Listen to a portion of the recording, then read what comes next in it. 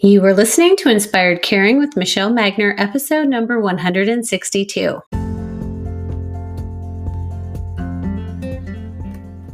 Hello, welcome to Inspired Caring. I'm your host, Michelle Magner.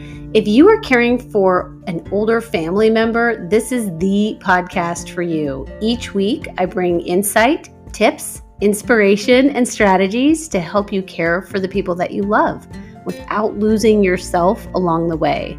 Having cared for both of my grandmothers, I've helped manage everything from hospital stays, households full of belongings, to navigating senior living and end-of-life care. And I've worked in senior living as a result of that experience, serving my residents and their families as they've been on this journey too. Thank you for joining me today, and I hope you enjoy this episode of Inspired Caring. Today, our conversation is with Rebecca Adelman. Hello, Rebecca. Welcome to the podcast. Thank you for having me. What a great day. I'm excited to be here. Beautiful. We connected on LinkedIn, and your background is really intriguing to me and what you're creating and doing in the world in this space for families and care partners and people who are on this aging journey, which we all are. So share a little bit with us about your background. Where'd you come from, Rebecca? Where did I come? We were just talking about where we both came from. So I came from a lovely family in the Midwest from Michigan, and they are a very important part of my journey. My family has been. I'm born and raised in Michigan. My heart's still back in Michigan, but you are at my office now in Memphis, Tennessee, where I have a law practice. I kind of fancy myself an entrepreneur with a law degree. That's kind of what I say.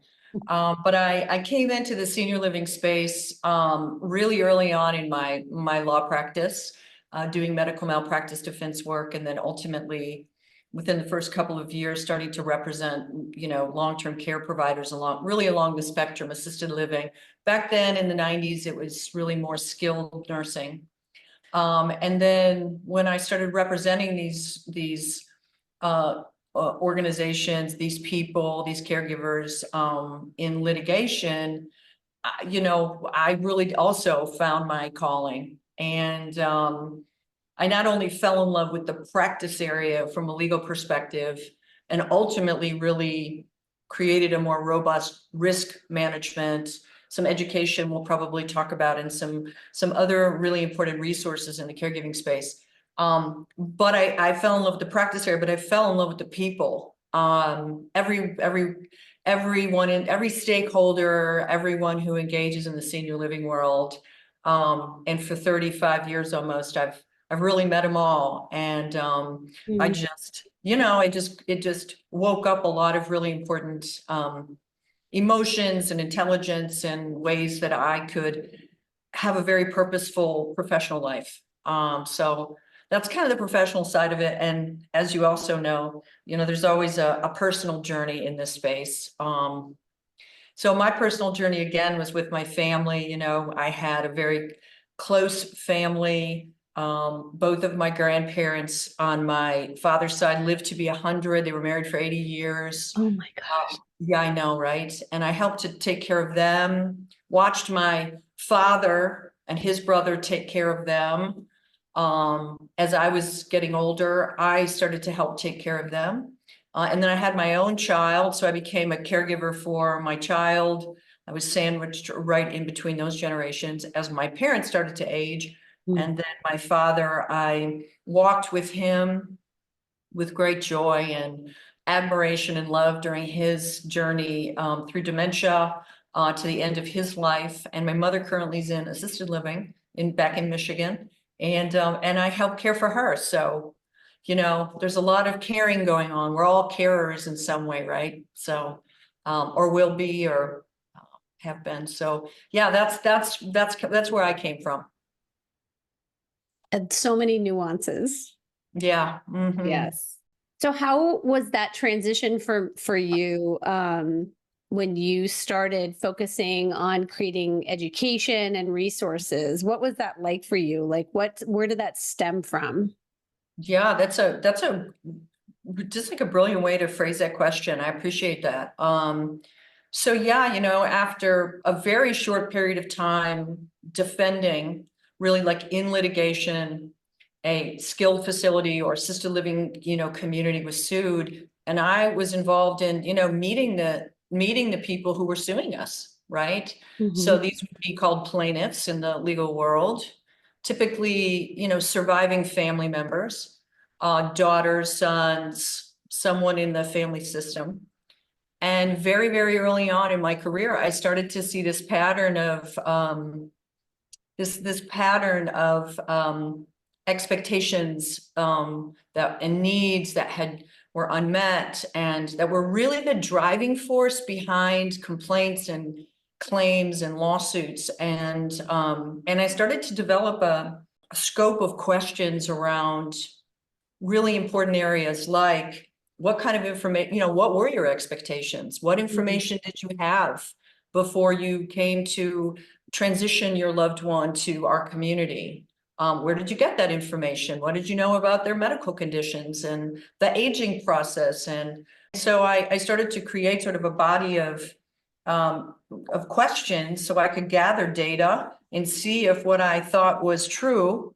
And it didn't take me long to uncover that, what really drives complaints, claims, concerns in the senior living ecosystem is just really at the heart of it are emotions and needs and expectations that and maybe gaps in education, and just needs that are that form around feelings and perceptions. And so I then started to go about creating resources using the information that I was gathering, and create education and training. So in other words, I was sort of moving down the risk, the risk spectrum, right? So as Mhm. a lawyer, risk is already like, very high.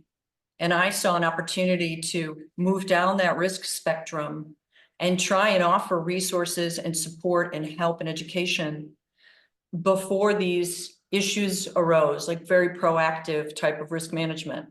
So from there, really just grew into education, training, the certification program that you've probably learned about, that we've implemented and piloted.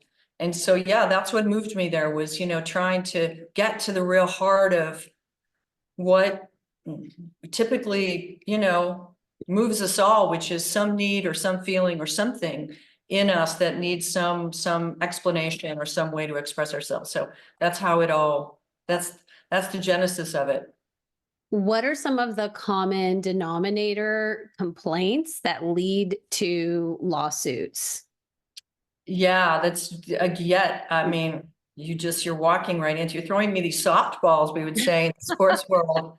And I know they're from your own very comprehensive, vast education and training in the space of, gerontology and dementia. And I know what an advocate you are. So I know that these questions are very organically coming up because we're always asking them, right? Like, Mhm. what's at the heart of it? And really, it's the heart is at the heart of it. I think that the common denominators are this. I think I've been able to identify sort of 5 key areas where there is a lot of intersection that shows up as either unmet needs and expectations, lack of information, and just really kind of a changing and transforming landscape around senior living. Our consumers are different. The people we're Mhm. serving are different. So as those changes have come over the last 10 and 15 years, as the type of care we've been delivering is different in the different sites of care delivery over the past 10 or 15 years. I've found that I think the key areas, the common denominators would be like emotions, feelings, and needs around communication. How often we need communication, what kind of communication, when we need communication. The role and I think this is probably where it mostly shows up, but the role of the caregiver before a transition in care and then after, like this sort of lack of attention and focus on the family system, which is another one of the areas. So communication in the family system, not really understanding the family system that we have to embrace, that we want to embrace at a transition in care, right? Because when we transition our loved ones into a senior living setting, the whole ecosystem changes, the whole family system changes, and unless we really understand and know what role everyone played so we can help them transition into care partners in our communities for their loved ones, I've seen really, I think the pattern is, or the common denominator is, that without education and training and communication around needs and feelings, this family system goes from, family care providers to family care supervisors, right? So instead of becoming a care provider in the community with their loved one and being encouraged to be a partner there, they become the supervisor. My mom did this, my dad did this when they were at home, when they weren't here, they start to supervise care because they really don't know what role they play now that their whole life is shifted, right? Goals of care and quality of care. I think that having those early conversations around what our loved ones need and want as they go through, as they age, right? As they move through their whole life toward the end of life, lack of understanding, feelings, conversations around all of that when it comes to goals of care, end of life care planning, everything that's kind of in that goals of care category. The aging process itself, Michelle. I think many folks, even though we've been around our loved ones a lot and caring a lot, we might not really understand their medical conditions, the impact maybe chronic conditions have on the aging process, right? So it's sort of health literacy. Maybe we could put it all in that, in that category. And then lastly, the impact of spiritual and emotional health in the whole process. It is under, and it's an under discussed, often overlooked part of this whole process, this whole ecosystem, that really, at least according to the pilots we ran and what I know for myself and the work I've done, is a really, really important part of the conversation, emotional and spiritual health of everyone. So I think that's where there are all the commonalities show up is in those 5 areas. It's just all the things. It is all the things. It's just all the things, really. It's just all the things could lead to a potential lawsuit. Yeah, I mean, any one of those, if we miss steps there, if we overlook something, if we're not responding to an incident, if someone has a need and we're ignoring it, if our own teams are not educated and don't know how to respond to any of these categories, then we're left with guilt, we're left with anger, we're left with all these emotions that show up that do drive us to look at the billboard and decide we might want to call a lawyer because our loved one has been injured or something. You know what I mean? So those are the areas we see where there are the biggest gaps that turn into the claim drivers, I think. Is there, and I think this is a correct language, a statute of limitations on taking action? And I ask because I was monitoring our Google reviews for my building. And one day, out of nowhere, we received a scathing review. And so I printed it off, circled up with my leadership team. This was not someone who was it was not a family member of anybody who was currently in the building. And with a little more digging, luckily for me, my admissions nurse liaison had been there since the building opened. And so she did have a vague recollection, yada, yada. It was someone who was a daughter, and her parent had been in the building 4 years prior. And they had had a very negative experience for whatever the situation and circumstances were, whatever the perceptions were, whatever the truth is. There's too much to know for sure. She was having Yeah. a current situation with the other parent, and it like triggered this PTSD response and drummed up all of Mhm. this anger from the 4 year ago experience. And so that is what, so we Mm. talked, I was able to actually contact her. We talked through some things, and she was able to find some peace in her heart, about what her Yeah. experience had been at the time, which was the first and most important thing. And then, Yeah. secondly, soften her viewpoint of where things maybe were Yeah. today as opposed to where they were 4 years ago. So, um, Yeah. you Yeah. know, Statutes and limitations. That's a yeah. good one. Yeah. Well, I'll say this. Well, each state is different. This is your legal disclaimer. Okay. No legal advice here. But each state is different. So like in Tennessee, you've got 1 year from an event to file a lawsuit. Some states are different. I'm not sure what's going on in Nebraska or Iowa or in your Right. wonderful places you've spent time. However, the statute of limitations on human emotions is very, very, very long. Just so you know, I Right. don't know how long it is, but in that case, for example, it was over 4 years.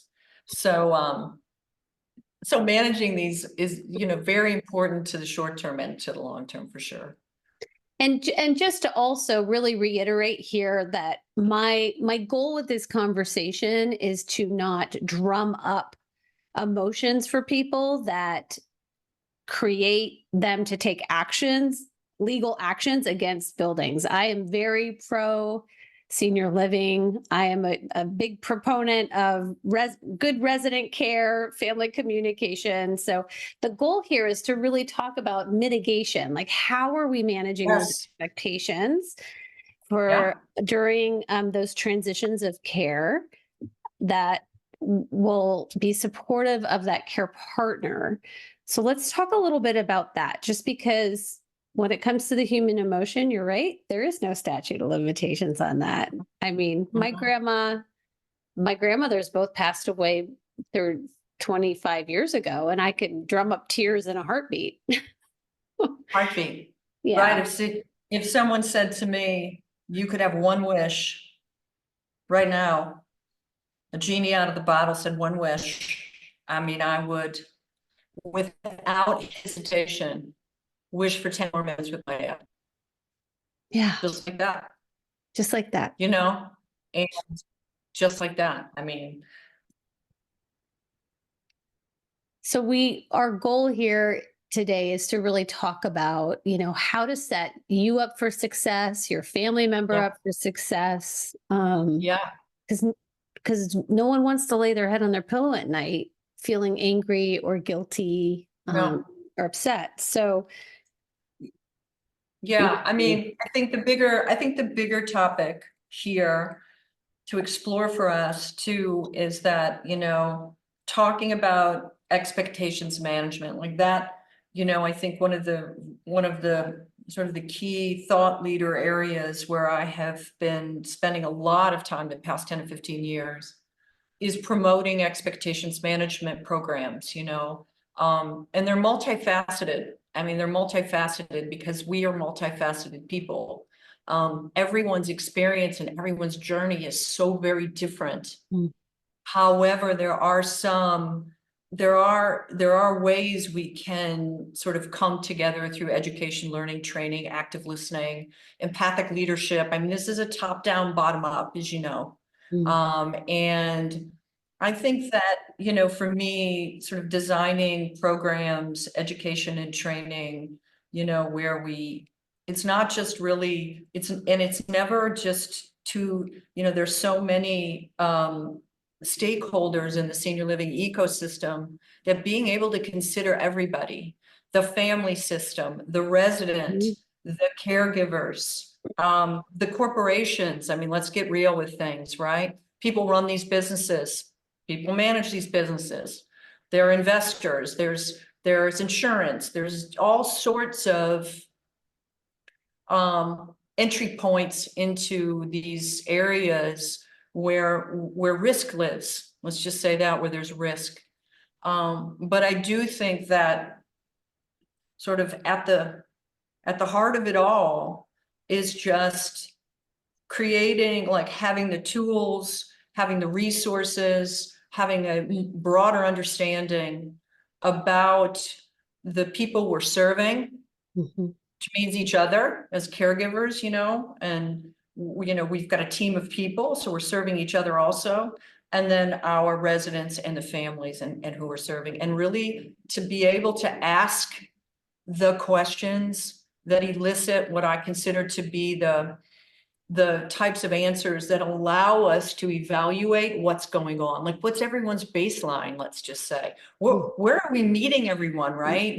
Where do I meet you? I mean, this is our first meeting. I don't know how you feel about X. Right. But if I ask you a series of questions, I might be able to quickly learn how you feel about things, right? And if you ask I'll give you an example. So this is an example I use in my legal presentations on expectations management. Okay, I have a case study. This is a perfect example, case study. So, and it's a true case. It's a case we had in our office. And we have many, many like them, because they all sort of have the same, when they arrive to me, someone has a need that went unmet, that turned into like a very high level grievance that no one responded to, that turned into some legal action. So this case study is somebody's expectation, someone's needs, someone's complaints that went unrecognized or undiscussed or unmet. So this particular family, and I call them, there's different service families, but this particular family, we can call them the Brewer family. The daughter, Catherine Brewer, whose testimony I took, like I met with her and I had her under oath, and I asked her a whole series of questions about her mother's history, about her relationship and her brothers and sisters and the family system, and what she had learned, and what event precipitated her mother coming to our community. Like sometimes it's an acute event, someone falls, someone's not safe anymore, or sometimes it's just a progressive change, right? Of condition and a decline, and family members can't take care of anyone at home, or they can't take care of themselves. So Mrs. Brewer's daughter, she lived at home with daughter for 20 years. Okay. And the daughter took care of her and had two siblings. One sibling lived, a very common dynamic. One sibling lived far away. All right. And one sibling lived nearby. But there were internal conflicts. There were already conflicts existing. And if we don't find those out, believe me, that's a really key piece to this. There are internal family conflicts about care.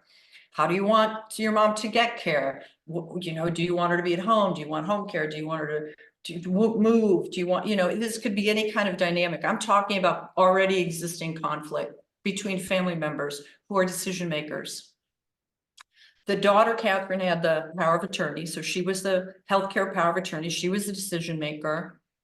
When I deposed her, I learned she was very resentful of her brother and sister, because they were not engaged and helpful. So she felt resentful towards them, angry.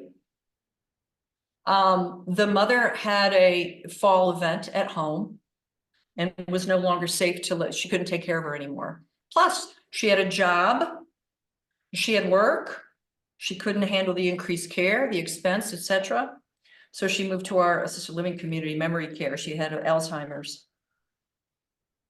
Now, according to Catherine, she had a touch of Alzheimer's, whatever that means. Okay. Yeah. Right. Like, I'm talking to Just the a little expert. bit. She had just a little, one doctor told her she had a little dementia, just a little bit, whatever that means. that goes in the, what do you know about your loved one's conditions, right? What have you Right. been told? What is your perception? What do you think, right? So she brought her to our community. She was embraced in our community.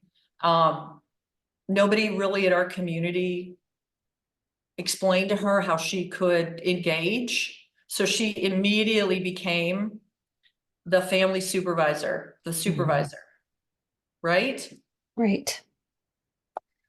She's oversighting everything. My mom eats like a bird, make sure she X. She only likes to be bathed certain times of the day. Her room's not clean. What happened? Just you name it. So these little, these small complaints or observations or statements, or because if you know what they are, you know what's happening. Okay. It won't take long for Catherine to something major to happen, or if an event happens, immediately she's going to go into the blame state immediately. I mean, it's just a setup for this because she's mad. She's grieving. Right. It's anticipatory grief. She's angry with her. She's you name all the emotions, and no one's talking to her about that.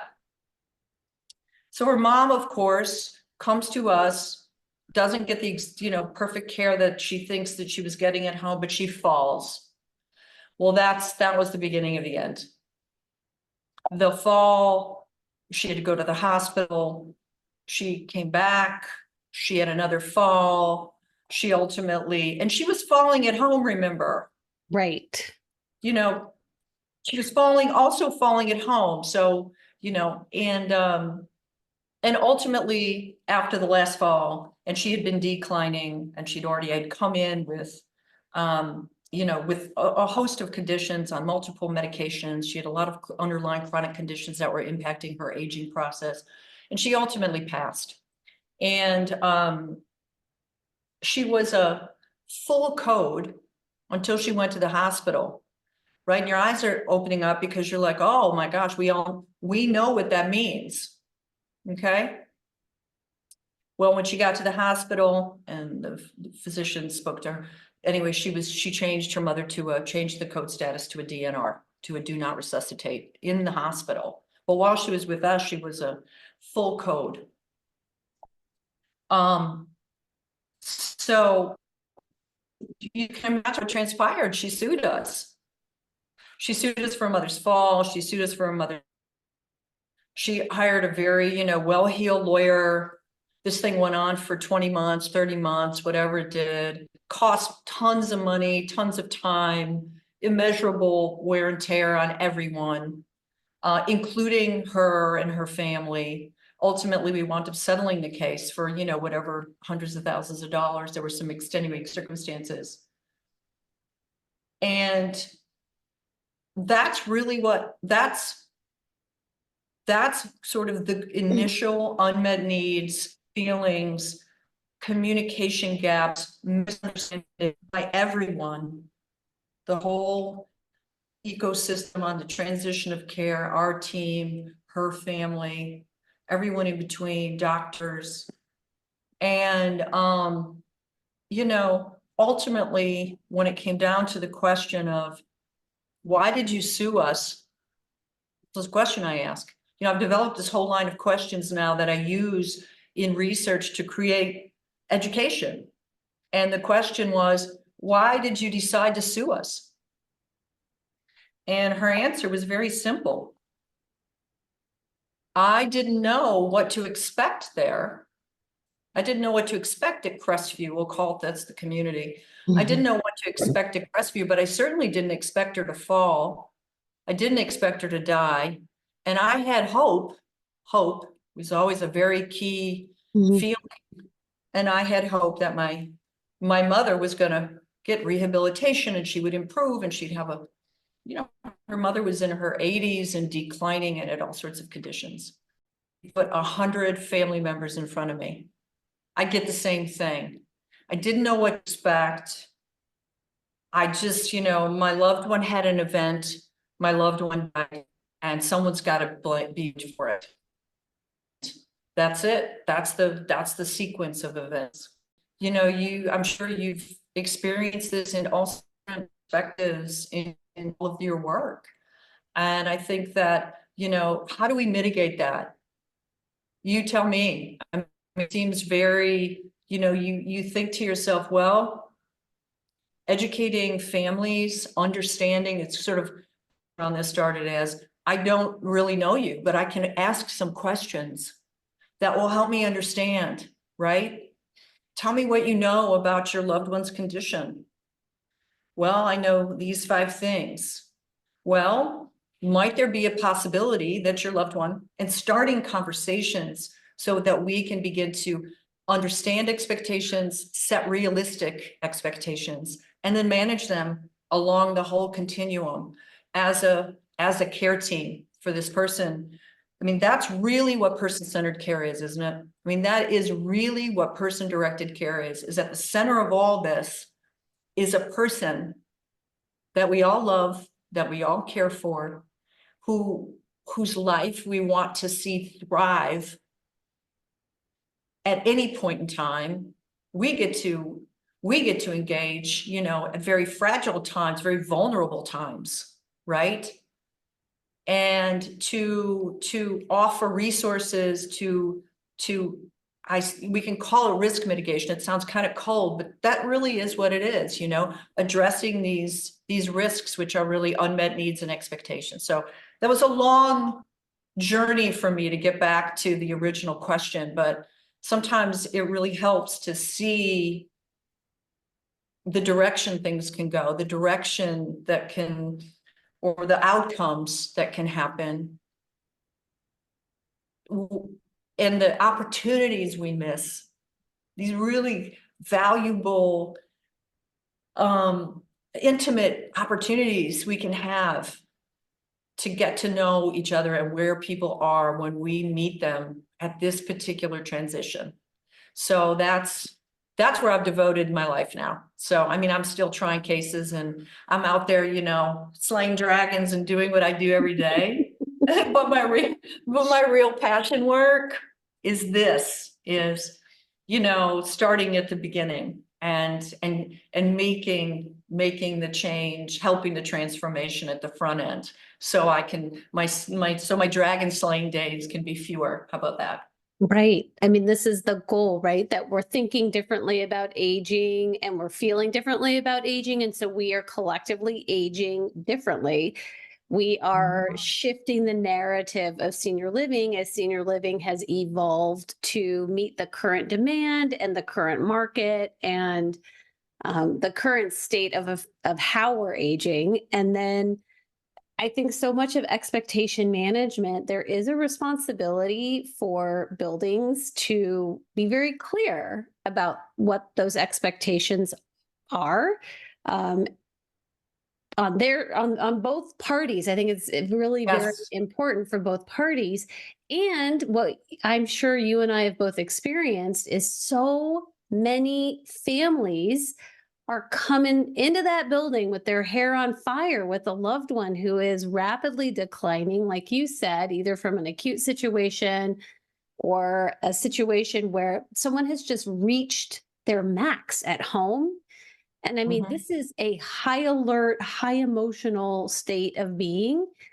So I'm just thinking as we're communicating and working on expectation management, there needs to be like a circling back, once the things have settled down a little bit, and how are we getting back on the same page with that baseline of what is happening and what needs to be happening. It's just all so emotionally driven. And I think part of expectation management is this scale of acceptance and the fact that nobody wants to talk about death. I'm 100%. That's where that anticipatory grief comes in. We forget about that. We forget that we meet people, like you say, at a point in time where they've been giving some thought about what's going to happen to their loved one, which includes they're not at the acceptance stage. So, and they're not in that sort of, they don't even probably know what's going on. Like you said, it's like this hair on fire event, their whole lot, let's just grab all the important papers in our loved one and we've got to make a different, we got to make a shift here. And And I like that idea. I like the actual visual of like circling back, this idea of just, things, everyone can take a breath and then we have a moment to kind of touch base on where we are now. Like just looking each other in the eyes, like, where are we now? Let's talk about where we are. So you understand what's going on over here. And I will tell you this, to your point, again, you might have studied a little bit about the curriculum we've developed, the certification program. But that certification program for senior living is, focused on trauma-informed care and risk management and palliative care and goals of care and diversity, equity, inclusion, belonging, and those topics that I have discovered, because keep in mind, not only am I meeting with the family members, but I'm also defending and meeting with, for decades, our caregivers. So I've had an opportunity to ask them, what do you need?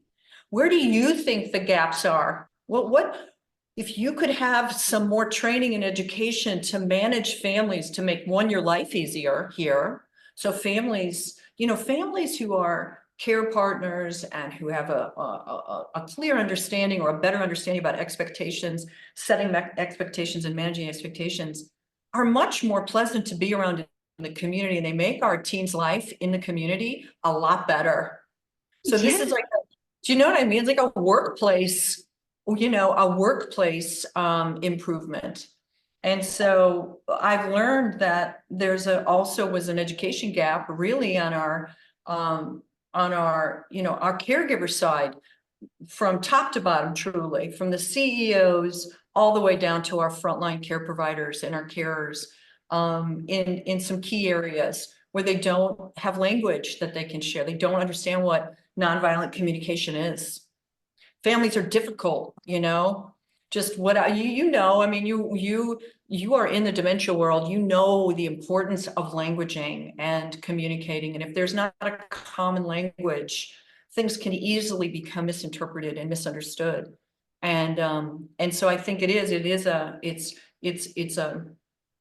it's teamwork. So as much as we need to learn about them, we also need to learn about where our own gaps are. So we can meet this new consumer, we can meet the new ecosystem, we can show up more empowered, more educated, more intelligent with language, and really understanding what resident directed care means. Like, what does that really, what does it mean to have the person at the center?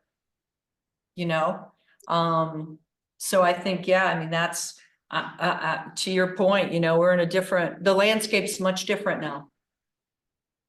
And by the way, thanks for all you do, by the way. Just I want to get this publicly for everyone who hears you. Because I know everyone may or may not know, they may or may not know how you show up and what an advocate you are, and how you've helped reimagine and redefine the narrative around aging and for everyone. And, just hats off to you. We just, you're one of those, heroes, probably mostly unsung, but I just want to let you know, like, I see you, people see you, and you are making a huge difference in where we're headed. I mean, that's what transformation is all about. It's like one person at a time. It's one Michelle at a time. And if I didn't say that publicly, I'd have been upset with myself. So it's very kind. It's us linking arms, right? We are all part of this ecosystem. Especially within senior care, senior living, I think about all of the parties that are involved with and are touching this family. Like from that first hospital stay, you have the physicians and the nurses and the aides and the social worker, like everybody within that hospital, right? And then it maybe transitions over to rehab, and then we have maybe home health. And I mean, we are literally all in this together, and the rising tide lifts all boats. And there's like an African phrase, and it's the coach of the Celtics, Doc Rivers. Mm-hmm. Yes, I want to say umami, but that's like a Ubuntu, Ubuntu, yeah. right? Like, this Yeah, is how I feel. So I think, obviously I'm showing up how I'm showing up. And then I attracted you to connect with me. And here we are because we feel the same way because you're doing the same thing. The way you're moving the needle and helping people is tremendous. I think of the reduce, reuse, recycle logo. that's so And I funny. think, I have that in my kitchen. do you? I do, right here. And I think of um, residents, families, team members. And this is part of the training that I do with teams as well. It's like, you have happy residents, you're going to have happy families, you have happy families, you have happy team members, spin the dial. One person's not happy in that circle, it starts to get messy fast. Oh, that's a great way to picture it. I mean, that's a great way to envision that, is that, this interdependence on each other. And you can't really, I'm just telling you, from my end, when you've got juries awarding $10 million to families and to these plaintiffs' attorneys, and I mean, that is really the extreme. And that's the extreme of it. And how we really can take advantage of all these opportunities, and really, there's so much we can, small things and big things, but it really is like small keys just open big doors, you know what I mean? And I feel like that's kind of where we are in the future of senior care. It really is about elevating everyone's understanding and speaking a different language. And as you say, rewriting the narrative, or just understanding what the narrative really is and then rewriting it. Can't really understand where to go if we don't know where we've been. And it's been a very challenging time for so many. But boy, I just see it as, people ask me to, like, what do you see in the future of senior living? And typically they'll have a frowny face, or it's like this sort of heavy conversation. And I'm like, wow, like for me, I'm like thrilled. Like all I see is like hope and opportunity. And that's what I see. That's all I refuse to see anything different, because I've been living in it for 30 years, and it's been sort of a very, COVID didn't help us at all. And now we have an opportunity to really focus on families and communication and the things we need in the world anyway. Right. We need all this anyway, don't we? But I mean, we need all of this anyway. I mean, here's Are the we? thing. It's like, again, we're all in this together. How long we're living, the comorbidities that we have as we age. Hopefully, we can have some vast improvement with that. Science is keeping us alive a long time. Hopefully, we can start really getting focused in on quality of life. Yes. And there's not enough buildings, and there's not enough professional caregivers to go around. So this idea of aging in place at home is solid, and it can carry us through to a certain point. And then this is where the senior living space just can open up a whole nother world for people. Mm-hmm. And I think of course, there's a lot of conversation around technology, and a lot of conversation around new senior living models of how we can design living together. And, I just, in the end, though, I think at the heart of it is just caring, like you do, just caring. And how can we cultivate more of that? And, so anyway, that's kind of how I see that thing coming full circle, to the conversation coming full circle. It really is all about caring. Right. How are we caring for ourselves? How are we caring for one another? It's the inspired caring. So, how can we empower those care partners with the resources and tools? Let's talk about the certification program. Is that something that senior living communities are going through for their professional caregivers? And then what can families do? Yeah, great question. So the program that we developed, and for those of you who are interested, you'll put it up in your notes, but go and check out Guide Path. That's the name of the larger collective, is called Guide Path. And we've created this certification program for the communities, which includes, nine education modules that are all focused on really the issues we've been talking about here today, that are really brilliantly done with, subject matter experts from around the country who are delivering this education to our teams. And the building itself, you can get credits for it, but the building itself, the community itself becomes certified, which demonstrates the building's commitment to the community's commitment to resident-centered care, to risk management, to expectations management, to all of these sort of real high-level culture change, transformative initiatives. And it includes also implementation plans. So it's not just, education and then you just move on. These modules include facilitated discussions and implementation plans to move this learning, to move the education into the community long-term with extended learning. And then on the resident and family side, we've created this survey, which is a 25-question survey in these 5 areas we talked about, that the communities can offer to families. They complete it, takes 10 minutes maximum.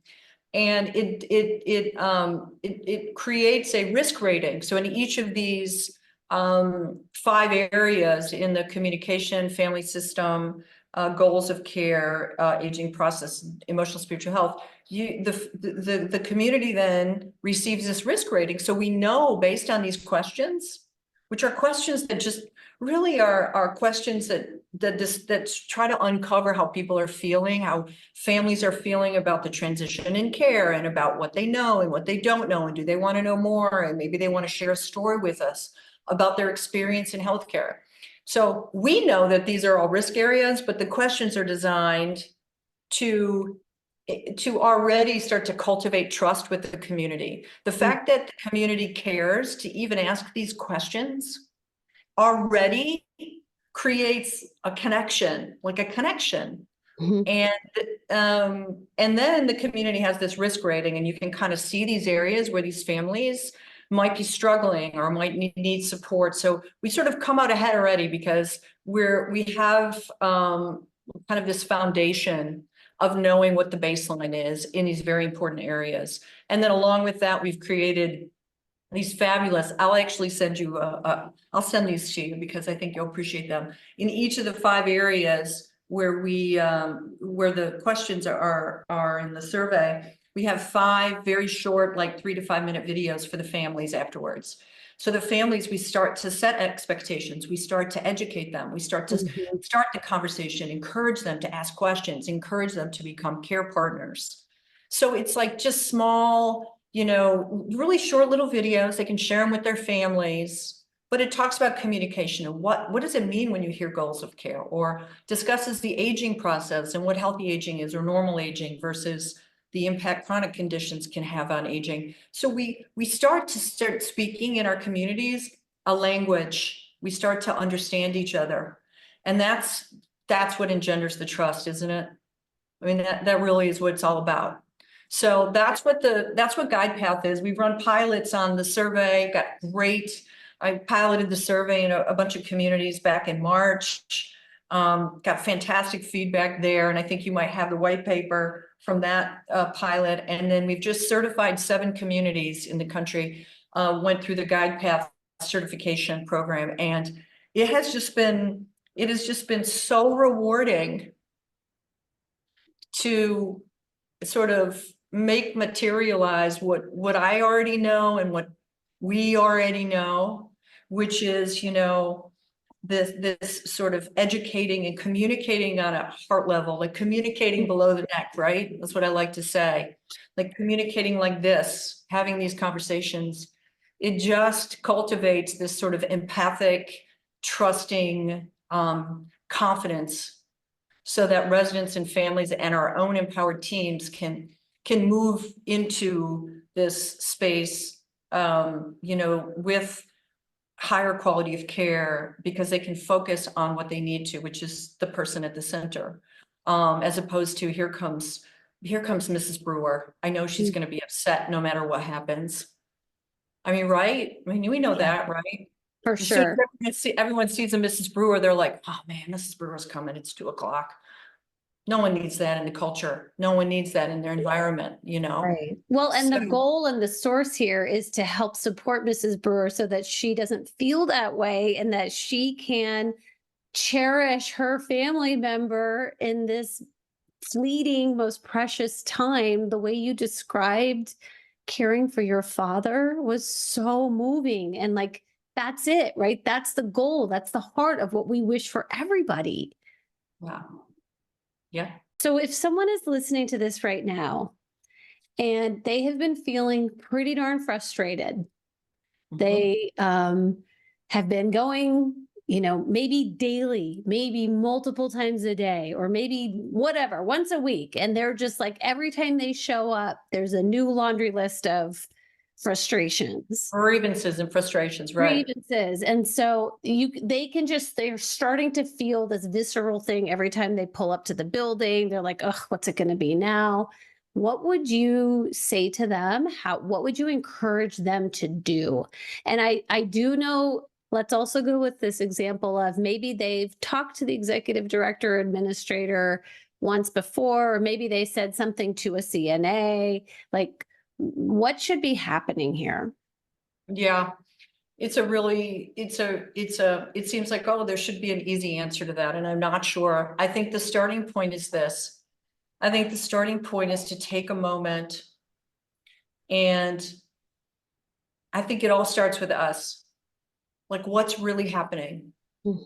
What's really happening? Is it really that our mother's room isn't clean? Is it really that, she didn't make it to breakfast that morning, or whatever it might be, or she was late for the appointment? Is that really what it is? And to explore for ourselves, I think it begins with us. Like, what is really happening?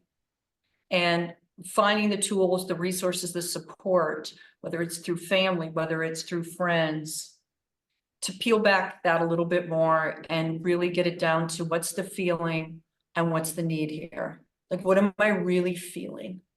I'm feeling disappointed. I'm feeling angry. My need is to feel that my mother's safe. My need is to feel that, I'm being heard. Okay. To just distill it down, I think my first recommendation, or first, what can you do, would be to just be able to write down 3 feelings and 3 needs. I have these feelings. This is what I need. And then have a willingness to go into the community and find someone. You may need a help. You may want to bring a chaplain with you. You may want to bring a friend with you, but Mhm. find someone and start the conversation this way. I know I've been here a few times to talk to you about things, but now I really want to talk about my feelings and my needs as it relates to my mom, as it relates to me and my family. Are you able to have that conversation with me? Is there someone here who can have the conversation about feelings and needs with me? And I promise you that no matter what happens after that, no matter what, it will be different than any experience they've ever had. Because when we experience life from a place of feelings and needs, and we learn to begin to express those and find someone who can also encourage us to discuss those and hear us, it shifts it's a complete paradigm shift. Hmm. So that's where I would begin. I would begin with that, and see what happens. I think that's beautiful. And I think that is a fantastic place to start, having been on both sides of those desks as the family member and as the team member. I think that is a very good place to start. So, very wise. Thank you so much for being here today. I feel like I could talk to you like forever. Oh, I mean, we're not done. We're gonna go into a part 2. We I gotta would do love part part 2. two. Looking forward to the next time. Oh, Looking forward to part me 2, too. Rebecca. Michelle, what a joy. And just, every time I meet somebody who is emotionally as intelligent as you, I learn a lot. And I'm like got all sorts of new ideas going on. So I'm excited to share those with you too. So thank you for everything. Thank you so much for being here.